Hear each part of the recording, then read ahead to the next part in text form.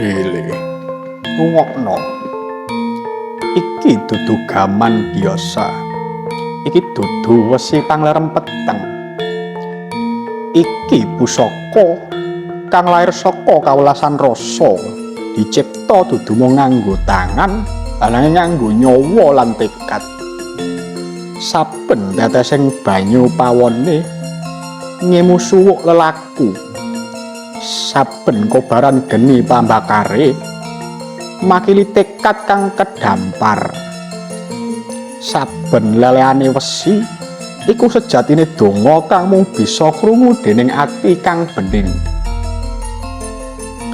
Pusaka iki ora mung dicawis kanggo nyabet, ananging kanggo nyawiji. Ora mung reksa raga, ananging nglayani jiwa. Wujute bisa gegayuh, ananging ruwe mung bisa dirasa dening kang wis tekan kaweningan rasa. Pusaka punika minangka titisan kersa luhur, nyawiji antara unsur bumi lan langit. Sajroning warangkane sumimpen roh leluhur, serta tapak tilas laku para pinisepuh kang wis tumekaning sepi ing sejatining urip. Keris punika lir sesanti, lir guru sejati kang tansah meneng nanging ngandharake piwulang. Wujute kawangun saka unsur padhet, ananging roe ngambang ora kasat mata. Saben dapur, saben pamor, saben tangguh ngemu tatanan alam. Ana teges, ana tuwah, ana kaweruh, lan ana rasa kang ora bisa mung kinira. Sira kang cumepak buka lawang rasa, amrih sira krungu swaraning sepi lan sumerep kahanan sadurunge katon. Nadyan mung sepira kadange warangka, ananging kang sejati manggon ana jero nira. Iki nyandra minangka sesambahan pambuka. Pusaka badhe dipun babar ora mung kanggo dideleng, ananging kanggo diundhuh maknane.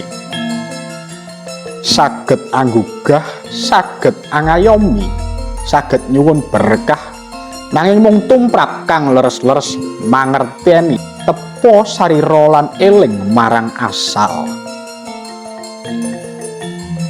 Saking wewayanganing jaman nalika rasa lan kasunyatan isih nyawiji, medal satunggaling pusaka linuwih dudu namung gaman, nanging utusan rasa, paniti sing daya spiritual lan pepundhening kabudayan. Keris punika ndarbeni dapur Kebu Lajer, arupa dapur lurus kang prasaja nanging sarwa teges. Kebu minangka simbol kesabaran, kekuatan lan dedikasi tanpa pamrih. Lajer nglambangake kelairan terus-menerus. Tandha urip iku kudu mlaku tanpa kendhat. Dapur punika nduduhake laku menungsa kang mapan, tanggon lan tansah mujudake dharma. Dipun endah ngagem pamor duwi warna, gabungan pamor kul buntet lan pamor waswutah.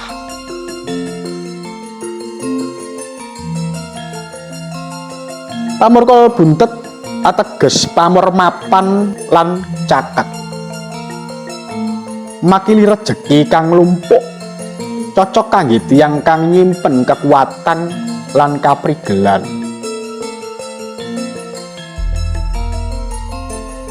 Pamor waswutah ateges pamor nyiprat kaya gabah ambyar, nyimbulake berkah lan kebecikan kang sumebar. Dadosake pusaka punika makarya ora mung kanggo diri, ananging kagem sepadaning urip. Kawontenane dipun paringi roh leluhur saking tangguh pajajaran, nglambangake kasekten, kawicaksanan lan perlindungan. Ciri wesi semu peteng abang Serat kasar nanging mantep ndadosake pusaka punika kagungan daya spiritual kang kuat lan nyentosani. Sarira pusaka punika dipun anggepi kanthi warangka Gayaman Surakarta Hadiningrat saking kayu tinuhu lawasan.